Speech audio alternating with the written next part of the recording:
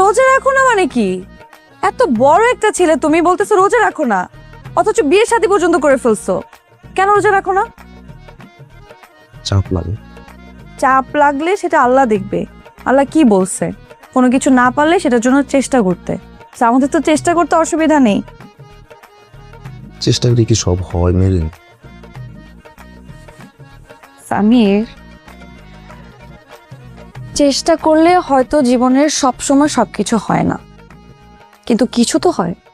এই জন্য আমাদের চেষ্টা করতে হবে, সবকিছু বন্ধ রাখলে তো হবে না। আর সামির, আমি চাই না তুমি পারফেক্ট হও।